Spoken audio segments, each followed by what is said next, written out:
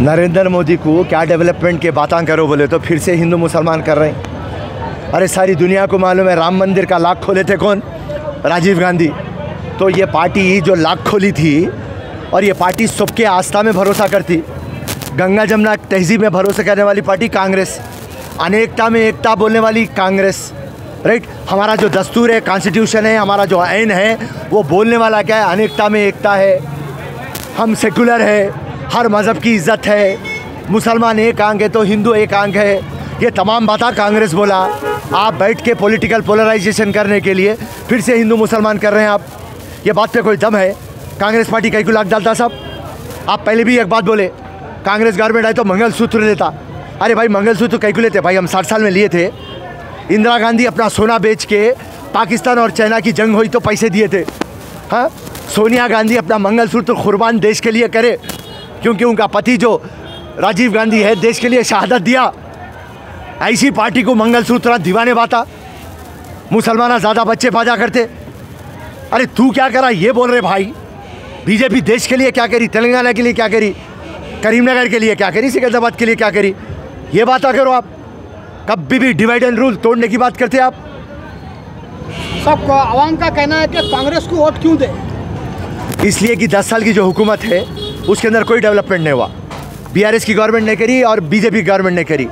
और जो भी डेवलपमेंट करी, मैं आपको ओपन चैलेंज कर रहा हूँ, 2004 से 2014 यूपीए का रूल, यूपीए की गवर्नमेंट पावर में थी 10 साल, और उसके बाद में 2014 से 2024 एनडीए बीजेपी की गवर्नमेंट है।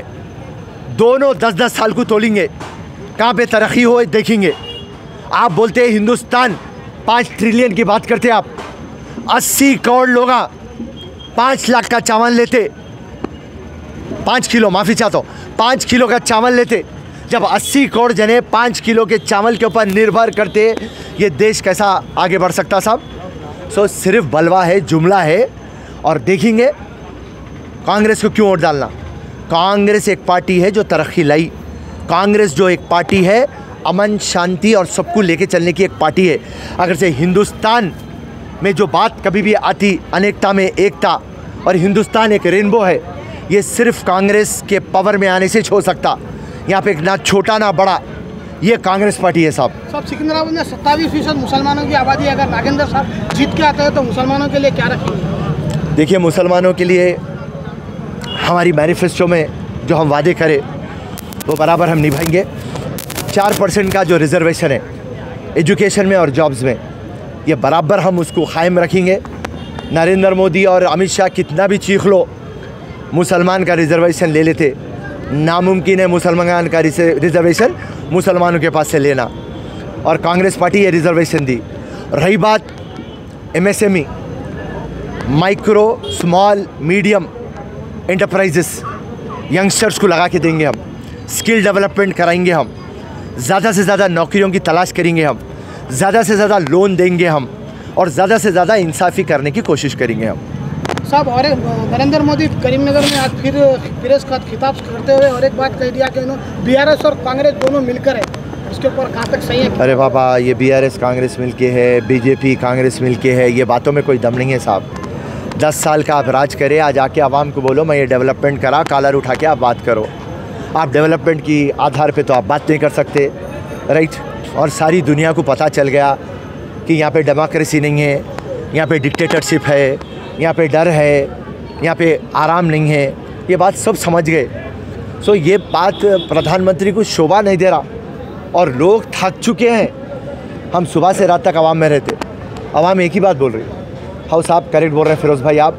नौकरियाँ किसको मिले, घरां किसको मिले, रोज़गार किसको मिला, बढ़ती हुई जो प्राइस हाइक है, दाम जो बढ़ रहा, उसको कंट्रोल करने के लिए कोई नहीं है। औरतों के ऊपर अत्याचार हो रहा, इसको कंट्रोल कोई नहीं कर सक रहे। करप्शन के ऊपर कंट्रोल नहीं है। हाँ, जो लाख का था उन्हें करोड़ रुपये का बन रहा, जो करोड़ है उन्हें 100 करोड़ का बन रहा, गरीब तो गरीब रह रहा। हमारे को कोई डेवलपमेंट नहीं है, हमारी गली डेवलप नहीं हुई, हमारी बस्ती डेवलप नहीं हुई, हमारा मोहल्ला डेवलप नहीं हुआ, हमारे पार्क्स डेवलप नहीं हुए, हमारे प्लेग्राउंड्स डेवलप नहीं हुए, हमारे स्कूल डेवलप नहीं हुए, हमारे कॉलेज डेवलप नहीं हुए, हमारा हॉस्पिटल डेवलप नहीं हुआ। कौन सी भी स्कीम ऐसी नहीं है जहाँ पे हमको मदद मिलती। सिर्फ बलवा कर रहे हैं, 10 से 20% को वो स्कीमां मिल रही, 80% को बता रही कि हम ये दे रहे हैं और देते हमको तो नहीं मिला, तो हम कांग्रेस पार्टी को वोट डालेंगे। सर उलमा इकराम ने एक मशवरा किया कि कांग्रेस को वोट दो, इसके ऊपर आपकी क्या राय? बराबर देना। मुसलमानों को अगर से कोई बचा के रख सकता, मुसलमानों के ताईद में कोई बात कर सकता, जितना हिंदुओं के ताईद में बात करता, जितना दलितों के बारे में बात करता, जितना ईसाइयों के बारे में बात करता, जितना हर धर्म के बारे में बात करता, मुसलमाना अगर से महफूज है तो कांग्रेस पार्टी। ये बीजेपी पार्टी क्या करने वाली है? एनआरसी लाने वाली है, सीए लाने वाली है, हाँ, कॉमन सिविल कोड लाने वाली है, हमारे शरीयत में अंदर घुसने वाले हैं, तमाम चीज़ें करने वाले हैं। खोखले बातें नरेंद्र मोदी के और उनके टीम के, एक हाथ में कुरान दूसरे हाथ में लैपटॉप, किसको दिया साहब तुम लैपटॉप? तो ये तमाम बातें हैं। तो कांग्रेस पार्टी मुसलमानों के लिए कभी भी डेवलपमेंट करने की नज़र से देखती। और ये आज आप क्या बोल रहे हैं? मोदी जो मुसलमानों को डेवलप करती तो अपीसमेंट करती बोल रहे हैं, मुसलमानों की पार्टी है बोल रहे हैं। गलत बात। हिंदुस्तान की अगर से कोई पार्टी है तो वो कांग्रेस पार्टी है। आज़ादी लाइसो पार्टी कांग्रेस, आप बीजेपी नहीं थे। तेलंगाना लाइसो पार्टी कांग्रेस, आप उसमें नहीं थे, आप काबिल नहीं थे, राइट। आप हर जगह मुंह मारने की कोशिश कर रहे हैं। आपका बलवा करके, आप पूरे प्रेस को खरीद लेके, हिंदुत्ववाद करके, आप पन्ना प्रचारक करके, पैसे देके, धर्म के ऊपर दीवाना बना के आप वोटा ले रहे हैं। मगर मोदी जी डेवलपमेंट आप बात करो, आप डेवलपमेंट क्यों नहीं बात कर रहे हैं?